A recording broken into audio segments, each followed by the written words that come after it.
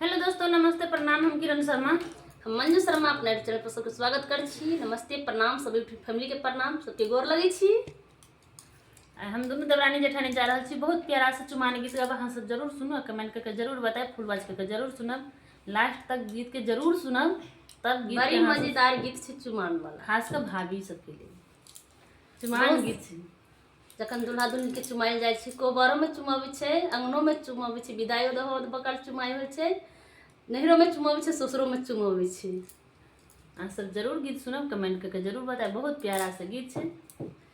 पंखा में लागल नगीना यो गरमी के महीना,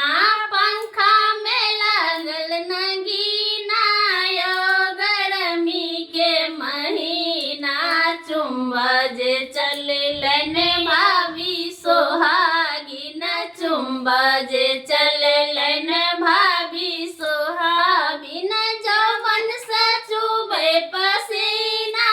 है गरमी के महीना, जौवन से चुबे पसीना यो गरमी के महीना, पंखा में लागल नगीना यो गरमी के महीना,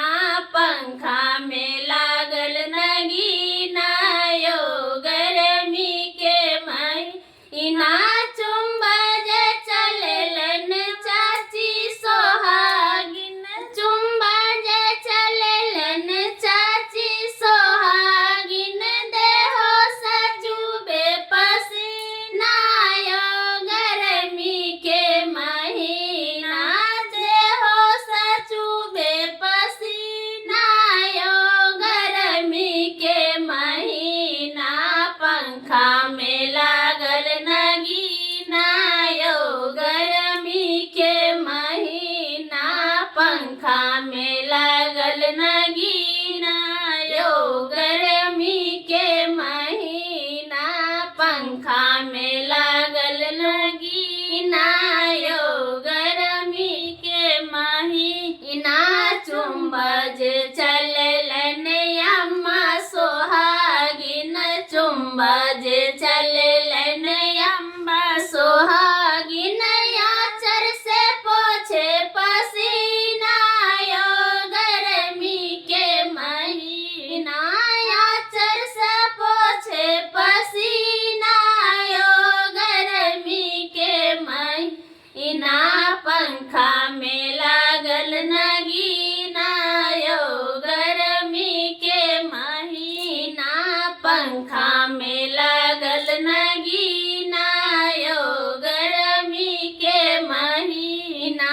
पंखा में लागल नगीना यो गरमी के महीना, चुम्बा जे चललन दीदी सोहागिन, चुम्बा जे चललन दीदी सोहागिन, देहो से जुए पसीना यो गरमी के महीना, माथे से टपके पसीना यो गरमी के महीना,